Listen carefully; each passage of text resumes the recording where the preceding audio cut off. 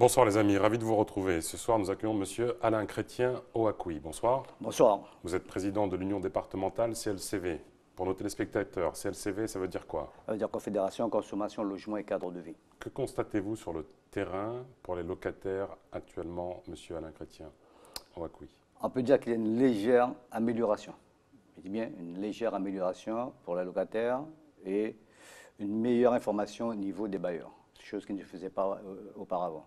Leurs doléances sont mieux prises en compte? Depuis l'avènement de la CLCV, nous voyons que les doléances, les réclamations sont prises, nous n'allons pas dire à la légère, mais très sérieusement pour permettre le vivre ensemble, comme on dit, et avoir un logement décent.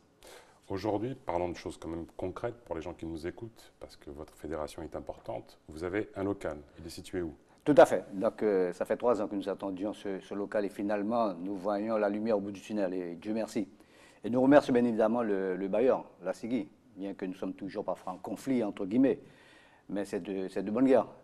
Donc, le local se situe à la résidence Palissandre, à l'avenue François Rongeon, l'angle François Rongeon et Ernest Prévost. Près de la Poste. Près de la Poste. Donc, nous avons des permanences qui se font actuellement 2 fois par semaine, le mercredi après-midi, de 17h à 18h ou 19h, ça dépend du nombre de personnes, et le vendredi après-midi, de 17h à 18h ou 19h, pareil. Donc, c'est ouvert que 2 jours par semaine? Ouais, pour le moment. Le temps pour nous de trouver de bonnes personnes, de façon à ce que nous fassions des permanences du lundi au vendredi.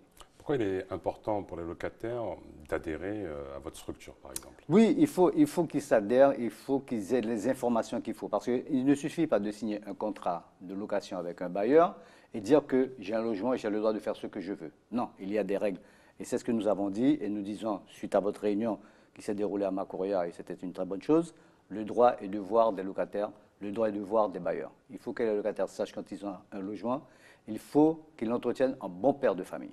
Et ça, c'est le plus important. C'est quoi, justement? On entend souvent cette expression « bon père de famille ». Un bon père de famille, c'est-à-dire qu'il n'y ait pas de dégradation volontaire à l'intérieur des appartements, à l'extérieur des parties communes. Parce que nous le voyons, les tags, nous voyons que les jeunes se mettent dans les cages d'escalier, ce qui génère des conflits avec les résidents, avec les locataires. Parfois, c'est la gendarmerie ou la police qui viennent pour les faire partir. Et ça, nous ne voulions pas. Il faut qu'il y ait ce dialogue entre ces jeunes, entre les habitants, de façon à ce qu'il n'y ait pas cette espèce d'animosité où chacun reste dans son coin pour dire, bon, j'ai mon logement, j'ai le droit de faire ce que je veux. C'est pas vrai, c'est faux. Est-ce qu'on peut dire, parce que vous utilisez une phrase que j'aime beaucoup quand je parle avec force et la conviction, est-ce qu'on peut dire d'une façon très forte que lorsqu'il y a une dégradation dans un logement collectif, ce sont les charges des locataires qui en prennent un coup?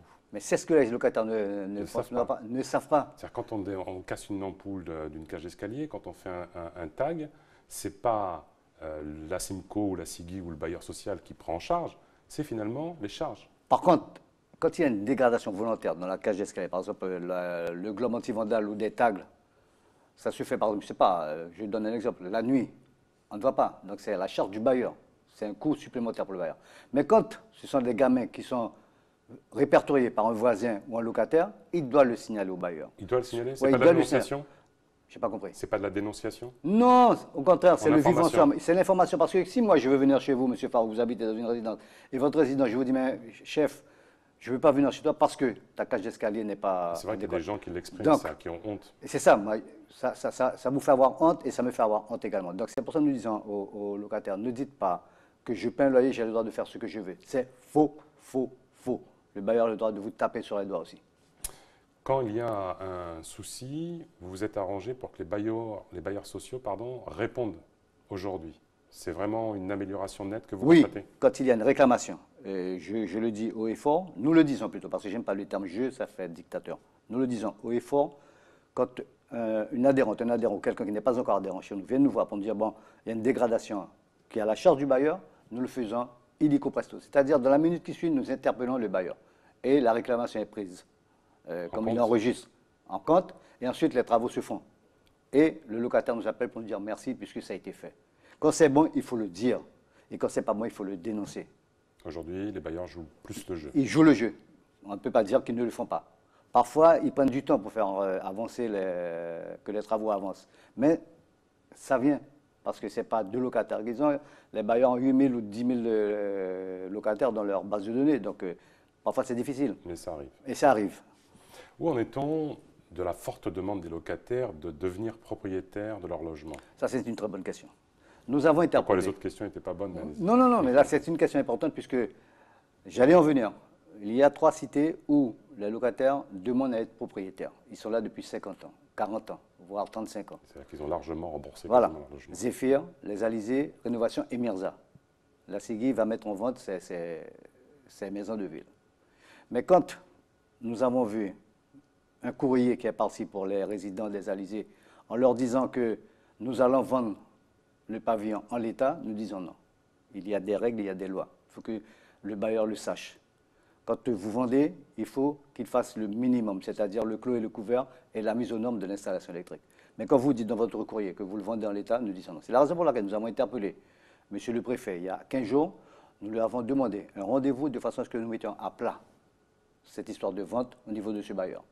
Nous avons demandé aussi à rencontrer la présidente du conseil d'administration de la CIGI également, de façon à ce qu'il n'y ait pas d'un côté un travail qui est fait par une équipe, de l'autre côté une autre. Il faut que nous soyons tous ensemble. Avec une seule information. Avec une claire. seule information, voilà. Que l'information passe pour tous. Est-ce que vous comprenez quand les bailleurs sociaux disent qu'ils ne tiendront pas compte des loyers qui ont déjà été payés pendant des fois des dizaines, une vingtaine d'années? Ça rentre dans le cadre d'une concertation. Il faut qu'ils le comprennent. Il ne faudrait pas qu'on vienne nous dire que c'est le service des domaines qui va fixer les prix. Ce n'est pas vrai. Il y a ce qu'on appelle la décote. Il y a plus ou moins. Donc, si vous n'avez pas de remboursement de prêt, je ne vois pas au nom de quoi vous allez saquer un locataire qui est là depuis 40 ans ou 50 ans, qui a déjà payé même, on peut dire, son pavillon. Donc, est-ce qu'une des solutions aussi pour améliorer le bien vivre ensemble, ce ne serait pas de multiplier l'acquisition par les locataires de leur logement pour qu'il y ait, quand on est propriétaire, on est plus vigilant que quand on est locataire? Par contre, c'est plus difficile dans le collectif. C'est plus difficile puisque, je le dis souvent aux locataires qui sont dans des collectifs, il faut qu'ils mettent en place un syndic de propriété. Et les charges que nous payons actuellement chez les bailleurs, 60 ou 70 ou 80 euros, vous allez multiplier par 10, par 15, par 100.